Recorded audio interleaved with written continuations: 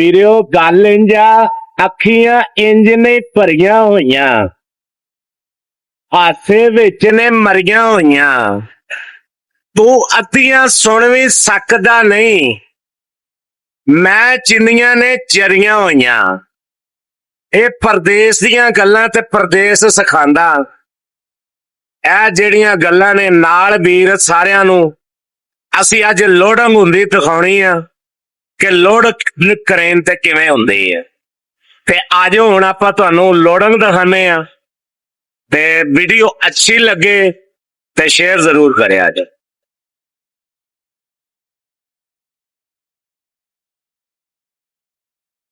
ਆ ਦੇਖੋ ਕੋਈ ਬੰਦਾ ਨਹੀਂ ਆ, ਸਿਰਫ ਕਰੇਨ ਦੇ ਸਿਰ ਤੇ ਜਿਹੜਾ ਨਾ ਬੰਦੇ ਨੇ ਚੱਕਿਆ ਹੈ ਤੇ ਹੁਣ ਇਹਨੇ ਟਰਾਲੀ ਤੇ ਲੈ ਜਾਣਾ। ਟਰਾਲੀ ਤੇ ਲਿਜਾ ਕੇ ਜਿਹੜਾ ਨਾ ਕਿਸੇ ਬੰਦੇ ਨੇ ਸੰਗਲ ਨਹੀਂ ਕੱਢਣਾ, ਨਾ ਕੋਈ ਕੁੰਡਾ ਕੱਢਣਾ ਹੈ। ਆ ਬੰਦੇ ਨੇ ਇੱਕ ਨਹੀਂ ਜਿਹੜਾ ਉਹ ਹੱਥ ਦੇ ਵਿੱਚ ਰਿਮੋਟ ਪਕੜਿਆ ਹੋਇਆ। ਆ ਥੋੜੀ ਜਿਹੀ ਸੈਟਿੰਗ ਕਰਨੀ ਪੈਣੀ ਹੈ ਬੰਦੇ ਨੂੰ, ਕਿਉਂਕਿ ਉਹਨੇ ਬਾਰੀਆਂ ਦੂਸਰੀ ਤਰ੍ਹਾਂ ਲਾਉਣੀਆਂ ਉੱਤੇ, ਤੇ ਫੇਰ ਜਿਹੜਾ ਉਹਨਾਂ ਨੇ ਨਾ ਜਿਹੜਾ ਹੈ ਕਰਨਾ ਹੈ।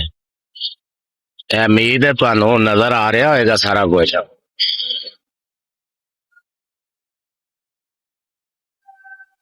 ਇਹ ਦੇਖੋ ਬੰਦੇ ਬਿਲਟ ਲੋਡ ਕਰ ਰਹੇ ਨੇ। ਇੱਕ ਵਾਰੀ ਹੁਣ ਇਹਨਾਂ ਨੇ ਇੱਥੇ ਲਾਣੀ ਹੈ, ਇੱਕ ਫਿਰ ਅੱਗੇ ਲਾਣੀ ਹੈ, ਤੇ ਫਿਰ ਇੱਕੋ ਹੀ ਬੰਦੇ ਨੇ ਸਾਰੀ ਲੋਡਿੰਗ ਕਰ ਦੇਣੀ ਹੈ। ਦੂਸਰੇ ਬੰਦੇ ਨੇ ਹੱਥ ਨਹੀਂ ਲਾਉਣਾ, ਕਿਉਂਕਿ ਉਹ ਸਿਸਟਮ ਹੀ ਇਸ ਤਰ੍ਹਾਂ ਦਾ ਜਦੀਦ ਬਣਿਆ ਹੋਇਆ। ਉਹ ਵੀ ਤੁਹਾਨੂੰ ਦਿਖਾਵਾਂਗੇ ਸਾਰਾ ਕਿ ਉਹ ਕਿਸ ਤਰ੍ਹਾਂ ਬਣਿਆ ਹੋਇਆ।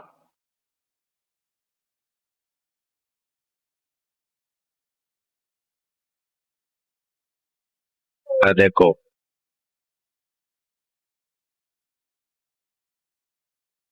ਇੱਕ ਬੰਦਾ ਲਾ ਰਿਹਾ ਨਾ, ਹੁਣ ਬੰਦੇ ਨੇ ਚੱਕ ਕੇ ਕਰੇਨ ਦੇਖ ਲਿਆ, ਜੋ ਕੱਲੇ ਬੰਦੇ ਨੇ ਇਹ ਲੋਡਿੰਗ ਕਰ ਦੇਣੀ ਹੈ।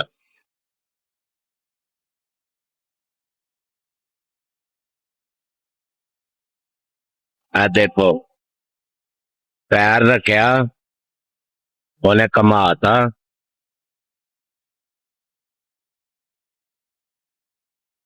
ਆ ਦੇਖੋ ਹੱਥ ਵੀ ਲਾਉਣ ਤੱਕ ਜਿਹੜਾ ਇਹਨਾਂ ਨੇ ਜ਼ਰੂਰਤ ਬਣੀ। ਉਮੀਦ ਹੈ ਤੁਹਾਨੂੰ ਪਸੰਦ ਆਈ ਹੋਏਗੀ ਵੀਡੀਓ। ਪਸੰਦ ਆਈ ਹੋਏ ਤੇ ਇਹਨੂੰ ਲਾਈਕ ਸ਼ੇਅਰ ਤੇ ਕਮੈਂਟ ਕਰਿਆ ਜੋ, ਤੇ ਚੈਨਲ ਨੂੰ ਸਬਸਕ੍ਰਾਈਬ ਕਰ ਲਿਆ ਜੋ ਯਾਰ, ਠੀਕ ਹੈ ਨਾ।